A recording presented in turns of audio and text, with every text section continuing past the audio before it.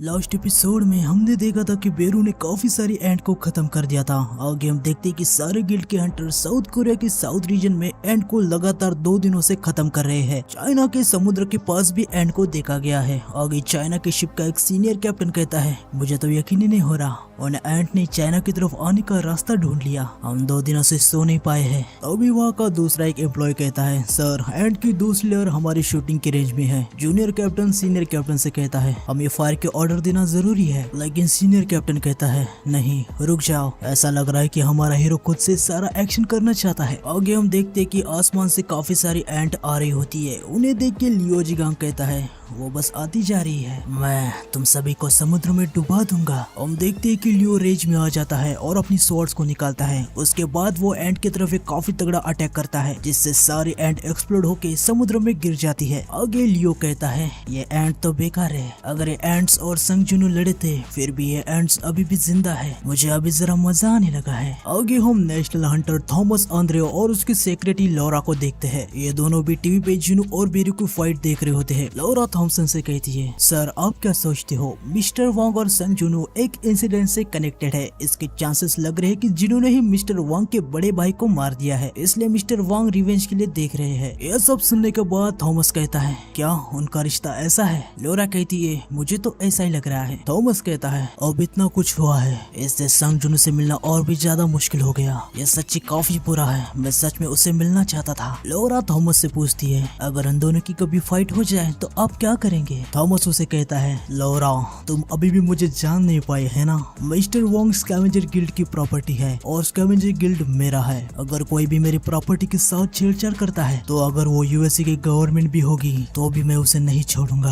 आगे में Jeju island red की तीसरी रात को दिखाते हैं, जहाँ सोल्जर्स जेजू आइलैंड की रेड में एसेंस स्टोन कलेक्ट करने के लिए आए थे। साथ ही कुछ गड़बड़ हो जाए तो नाइट गिल्ड के हंटर भी इन्हें बैकअप देने के लिए आए थे। आगे जोंगसू कहता है, एक ऐसा इंसान था जिसकी किस्मत उसका कभी भी साथ नहीं देती थी। ये सुन के उसका असिस्टेंट कहता है, अब क्या कह रहे हैं? आगे जोंगसू कहता है, उसे जो चाहिए था उसके लिए उसने अपना बेस्ट ट्राई किया। उसका एक गोल्ड मेडलिस्ट बनने का सपना था। स्ट्रॉन्ग बनने के लिए उसने कड़ी मेहनत की। उसने डाइट भी किया ताकि लोअर वेस्ट डिवीजन में हिस्सा ले पाए। उसने काफी सारी इंटेंस ट्रेनिंग को भी सहन किया। अब बस उसे ओलंपिक में हिस्सा लेना बाकी था। वो उसके लिए जीवन भर का सपना था। उसने सारे टेस्ट को भी पास कर दिया था और अगले दिन की पहली रात को उसे अच्छा सपना भी आया था और टॉप कंडीशन में था। आगे हम देखते हैं कि मिस्टर जोंगसू काफी फनी तरीके से रोने लगते हैं और आगे वो कहते हैं, हालांकि मानामीटर एवेकेट करने से ये पता चला कि वो अवेक हुआ है, तो उसको कंपटीशन से निकाल दिया गया। जोंगसू का असिस्टेंट उसे कहता है, अच्छा तो ये आप अपनी स्टोरी की बात कर रहे हो? आगे जोंगसू का असिस्टेंट उसे जोश देने के लिए कहता है, उस इंसान ने अपने ड्रीम को छोड़ दिया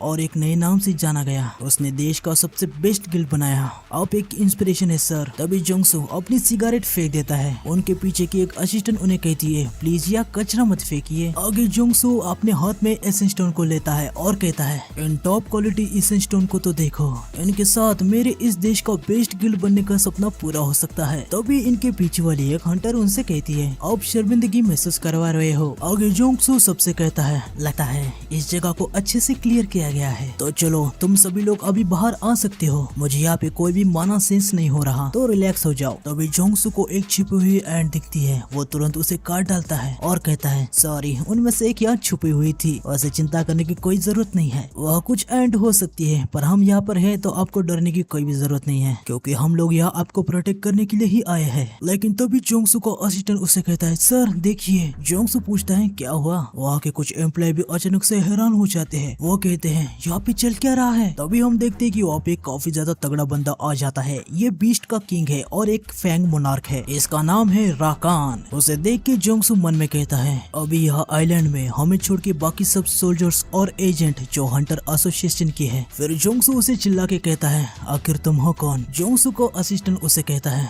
सर क्या वो कोई ह्यूमन है? लेडी हंटर सबसे कह रही होती है, कोई भी फायर मत करना, वो कोई मैजिक बिस्ट नहीं है। आगे एक सोल्जर राकान से कहता है, तुम अभी रेस्ट्रिक्टेड एरिया में हो, अगर तुम ऑर्डर्स को फॉलो नहीं करोगे तो हम तुम पर शूट कर देंगे। राकान कुछ तो बोल रहा था, लेकिन उसकी भाषा अलग थी। तभी जोंगसू मन में कहता है, एक बोलने वाला मैजिक बिस्ट। लेकिन तभी वहाँ पे कोई चुटकी बजाता है और सारे हंटर और बाकी लोग बेहोश हो जाते हैं। आगे हमें पता चल जाता है कि ये सिलाद है, ये एक आइस मोनार्क है। राकान सिलाद से कहता है, तुम यहाँ पे क्या कर रहे हो? सिलात कहता है हमें हंगामा करने की कोई भी जरूरत नहीं है, मैंने बस उन्हें कुछ देर के लिए सुलाया है। आगे ये दोनों किसी के बारे में तो बात कर रहे होते हैं, लेकिन अभी हमें उनके बारे में नहीं बताया गया। सिलात राकान से कहता है क्या तुमने चेक किया? राकान कहता है हाँ मुझे यकीन है ये उसी की पावर है। सिलात उसे कहता है ये कितनी अजीब बात है, मुझे समझ नहीं आ रहा कि वो ह्यूमन की हेल्प क्यों कर रहा है। राकान उससे कहता है किसे पता उसके दिमाग में क्या चल रहा है, अगर तुम इतने ही क्यूरियस हो तो जाके खुद उसे पूछ लो। इस जगह से सड़ी हुई एंड की बदबू आ रही है, जरा इमेजिन करके देखो उस वुमन ने इसको जला है तो उसका फिट कितना ज्यादा है। सिलाद अपने हाथ से एक पोर्टल बनाते हुए कहता है हंट तय किए गए समय पर होगा, इसमें कोई भी चेंज नहीं है। राकान कहता है मैं समझ गया। सिलाद पोर्टल से निकल रहा होता है। राकान उससे कहता है वैसे मुझे लगता है उनमें से एक यहीं पर है। सिलाद उसे कहता है तुम क्या कह रहे हो, क्या वो यहाँ साउथ कोरिया में है?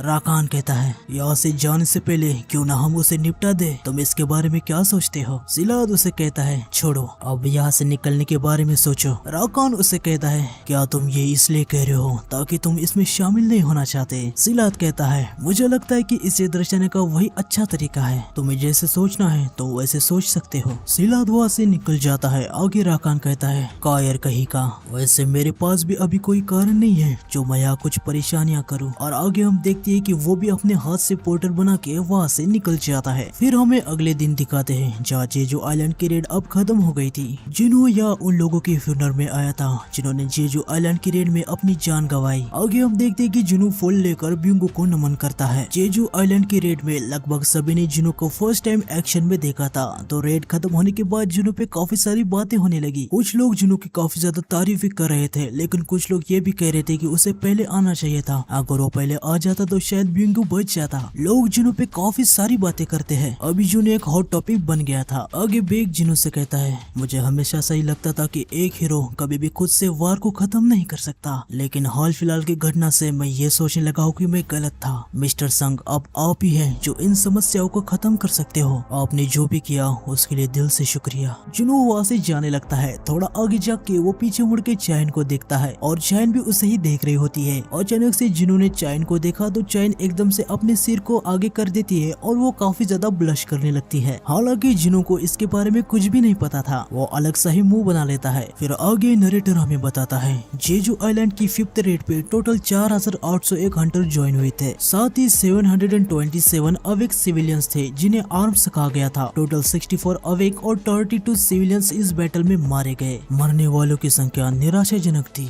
लेकिन कम से कम पिछले 4 रेड से इस रेड में मरने वालों की संख्या कम थी। आगे हम मिस्टर गो और जिनू को देखते हैं। मिस्टर गो जिनू से कहते हैं तो तुम अपना गिल्ड बनाने जा रहे हो। सर्टिफाइड यस रैंक हंटर को गिल्ड मास्टर लाइसेंस की कोई भी जरूरत नहीं है, तुम्हें बस एसोसिएशन में एक कॉल करना होगा, बाकी हम सब संभाल लेंगे। जिनू उन्हें कहता है ठीक है। जिनू मन में कहता है अब जब मैं एक एस रैंक का हंटर बन चुका हूँ तो मुझे इन बातों पे ध्यान देना चाहिए कि एक एस रैंक हंटर को क्या क्या फैसिलिटीज मिलती है। मिस्टर गो जिनू से पूछते हैं वैसे क्या तुमने जेजू आइलैंड पे कोई बैरिल जैसा स्पेल लगाया था क्या? जिनू उनसे कहता है मैं कुछ समझा नहीं। मिस्टर गो बताते हैं हमने सोल्जर्स और हंटर को जेजू आइलैंड में एसेंस स्टोन कलेक्ट करने के लिए भेजा था, पर वो सारे बेहोशी की हालत में मिले। वहाँ पे सारे ए रैंक या बी रैंक के हंटर थे और साथ ही नाइट गिल्ड के मेंबर भी थे, तो मुझे ऐसा लगा कि तुमने कोई बैरियर लगाया हो और उसे भूल गए। जिनू कहता है नहीं, मैंने तो वैसा वहाँ पे कुछ भी नहीं लगाया था। मिस्टर गो कहते हैं कि हाँ मुझे भी यही लगा था। जिनू पूछता है तो हंटर और सोल्जर्स ने इसके बारे में क्या कहा? मिस्टर गो उसे बताते हैं यही तो बात है, जब वो बेहोशी की हालत से जाग गए तो उन्हें बेहोश होने से पहले क्या हुआ था उसके बारे में कुछ भी पता नहीं है। सच कहूँ तो हमारे पास अब जानने का कोई भी तरीका नहीं है, हमें नहीं पता है कि वो किसी मैजिक स्पेल में थे या नहीं। ये सब सुन के जिनू अपने मन में कहता है क्या ये कोई ट्रैप हो सकता है जो एंट ने पीछे छोड़ा हो? तभी मिस्टर गो को उनका एक एजेंट कुछ बात बताता है और मिस्टर गो जिनू से कहते हैं अभी मुझे जाना होगा, मेरा एक गेस्ट मैंने सोचा उससे पहले ही आ गया है, अपना टाइम देने के लिए शुक्रिया। जिनू उनसे कहता है कोई बात नहीं। फिर जिनू मन में कहता है चलो अब मुझे भी जाना चाहिए। जिनू अपनी गाड़ी में बैठने के लिए जा रहा होता है, लेकिन तभी वहाँ पे एक फेडरल ब्यूरो ऑफ हंटर का सीनियर एजेंट एडम जिनू को रोक देता है। वो उसे कहता है माफ करना, क्या आप ही मिस्टर संग जिनू है? अब से मिलके अच्छा लगा मिस्टर संग, मेरा नाम एडम व्हाइट है और मैं फेडरल ब्यूरो हंटर का एक सीनियर एजेंट हूँ। एडम अपना आइडेंटिटी कार्ड जिनू को दिखाता है। जिनू मन में कहता है फेडरल ब्यूरो का सीनियर एजेंट, आखिर ये यहाँ पे कर क्या रहा है। आगे एडम जुनू से कहता है आप सिर्फ मुझे एडम कह के बुला सकते हैं, प्लीज ऐसे अचानक आपके सामने आने के लिए मुझे माफ कर देना, लेकिन आपसे मिलना काफी मुश्किल है, मैं आपके ऑफिस में भी रुका था। ये सुन के जुनू अपने मन में कहता है ये मेरे ऑफिस में गया था,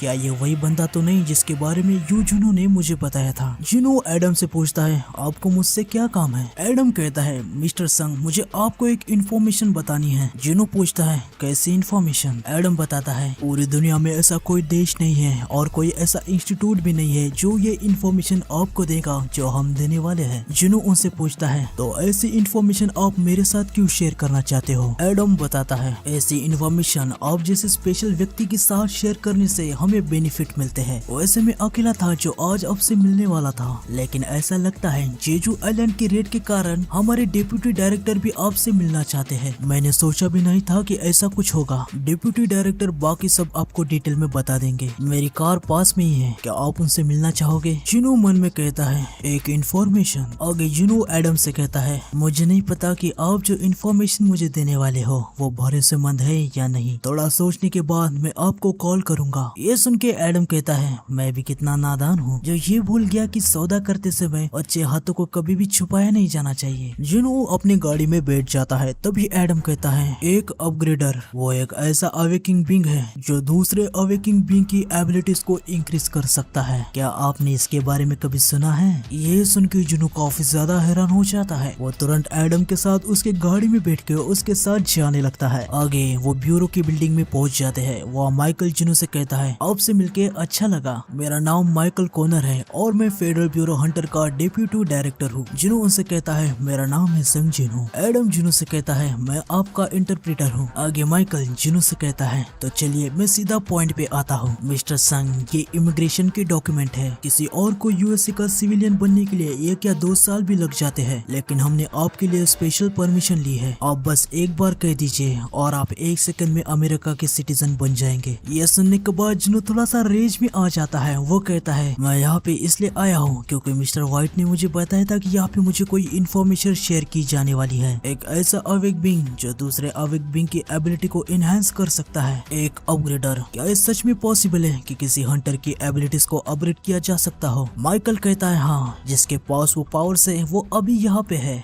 माइकल एक मेंबर से कहता है मिस सेलनर को अंदर आने को कहो। आगे हम मिस सेलनर को देखते हैं। उसे देख के जुनू अपने मन में कहता है मैं ये कह सकता हूँ कि वो दूसरे अवेक बीइंग से अलग है। आगे माइकल मिस सेलनर से कहता है मिस सेलनर मिस्टर संग को अपने पावर के स्कोप के बारे में जरा बताइए। मिस सेलनर जुनू से कहती है अभी तुम इसके बारे में काफी ज्यादा उलझन में होगे। जब कोई भी पहली बार मुझसे मिलता है तो ऐसा ही सवाल वाला लुक देता है, हालांकि तुम्हें जब मेरी पावर की झलक मिलेगी उसके बाद तुम और भी ज्यादा की मांग करोगे। मिस सेलनर जुनू के काफी ज्यादा क्लोज आ जाती है। ये देख के माइकल थोड़ा डरने लगता है। आगे मिस सेलनर जुनू से कहती है शायद तुम्हें इसके बारे में तो पता ही होगा कि एक अवेक हुआ हंटर की स्ट्रेंथ की एक लिमिट होती है और कोई भी हंटर उनके लिमिट्स के आगे नहीं जा सकता। एक अवेकन बीइंग की रैंक हमेशा सेम ही होती है तब तक जब तक वो दूसरी अवेकनिंग से नहीं गुजरता। ये सच्चाई सारे हंटर को पता है। ये सब सुनने के बाद जुनू कहता है तो क्या आप उसे चेंज कर सकती है। मिस सेलनर कहती है हाँ, मेरे पास ऐसी पावर है जो अवेक हुए बीइंग को उनके पोटेंशियल से भी आगे ले जा सकती है। इसके लिए 3 स्टेजेस की प्रोसेस है जिससे मैं उनकी लिमिटेशन को बढ़ा सकती हूँ। मुझे ये तो पता नहीं है कि इस पावर को क्या कहा जाए। मैं सोचती हूँ मैं एक जबरदस्ती की रीअवेकनिंग परफॉर्म कर रही हूँ या फिर किसी का असली पोटेंशियल बाहर निकाल रही हूँ। तभी माइकल कहता है इन्होंने जो कुछ भी कहा वो सब सच है। हालांकि मिस सेलर जब भी इस पावर का यूज करती है तो उन्हें लंबे समय तक का रेस्ट चाहिए होता है। सिर्फ 3 या 4 लोग ही साल में इनकी एबिलिटीज का लाभ उठा पाते हैं। ये सुन के जुनू अपने मन में कहता है क्या मैं उन 3 या 4 लोगों में से एक होने वाला हूँ। अगर वो सच कह रही है तो उनके पास तो काफी तगड़ी एबिलिटी है। जुनू मिस सेलनर से कहता है ये प्रोसेस रियलिटी में कितनी ज्यादा इफेक्टिव है। मिस सेलनर बताती है ये हर इंसान के लिए अलग अलग होती है। सारी 3 प्रोसेस के बाद जिस व्यक्ति के साथ ये प्रोसेस किया है उसने अपनी स्ट्रेंथ 20 या 30% से बढ़ी हुई महसूस की है। ये सुन के जुनू थोड़ा हैरान हो जाता है।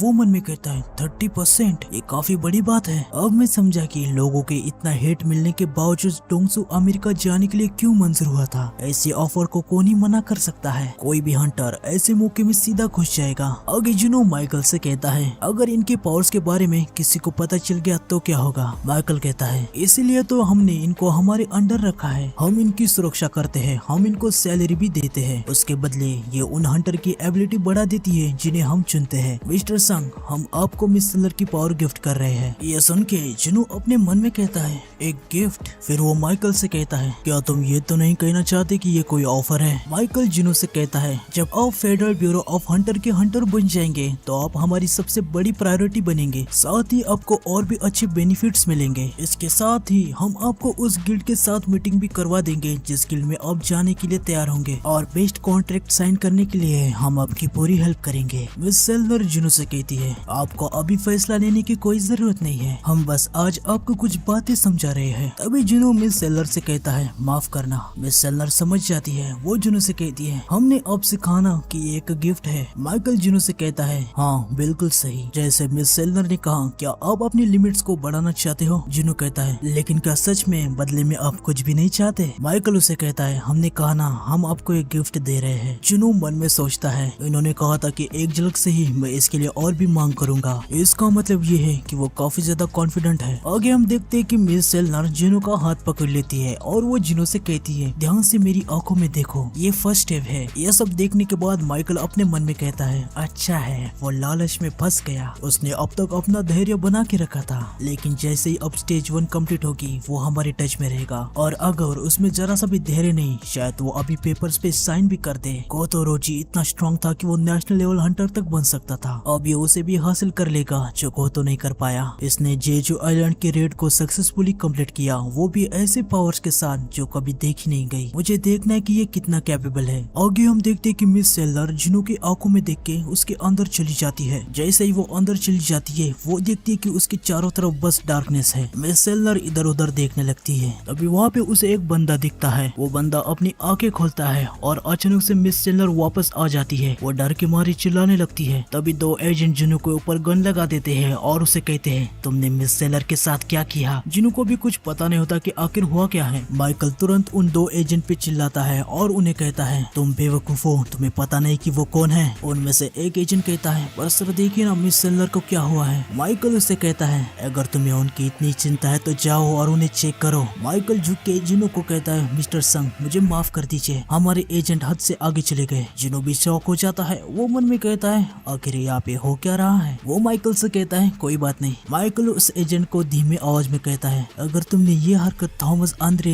या लियो जिंगांग के साथ की होती ना तो अब तक हम मारे जाते। समझ गए ना मैं क्या कहना चाहता हूँ? तुम क्या इसे कोई मामूली हंटर समझ रहे हो? वो एजेंट काफी ज्यादा पैनिक हो जाता है। वो समझ जाता है कि उसने कितनी बड़ी गलती कर दी थी। वो माइकल से कहता है, सर मैं समझ गया। आगे माइकल मिस सेलर से पूछता है, मिस सेलर आखिर बात क्या है? क्या हुआ? आप पसीने से भीग चुकी हो, क्या आपको कुछ अच्छा महसूस नहीं हो रहा क्या? मिस सेलर कोई भी जवाब नहीं देती। माइकल जिनू से कहता है, लगता है वेदर के कारण मिस सेलर की थोड़ी तबीयत खराब हो चुकी है, वो अच्छा फील नहीं कर पा रही। अगर आपको कोई परेशानी नहीं है तो हम इस प्रोसेस को कभी और रखेंगे। जिनू उनसे कहता है, हाँ कोई बात नहीं। माइकल एडम से कहता है, एडम मिस्टर संग को रास्ते तक छोड़ के आओ। एडम कहता है, बिल्कुल सर। माइकल फिर से मिस सेलर से पूछता है, मिस सेलर मुझे बताइए कि आखिर हुआ क्या? मिस सेलर डर के मारे कांपते हुए कहती है, वो एक किंग है और वो भी काफी ज्यादा पावरफुल। ये सुन के माइकल काफी ज्यादा हैरान हो जाता है। वो कहता है, इसका मतलब ये है कि वो एक नेशनल लेवल जितना स्ट्रॉन्ग है? मिस सेलर कहती है, नहीं मैं ये नहीं कह सकती, क्योंकि आज तक मैंने ऐसा कुछ भी अनुभव नहीं किया है। वो किंग तो है, ये बात ठीक है, लेकिन कोई ऑर्डिनरी नहीं।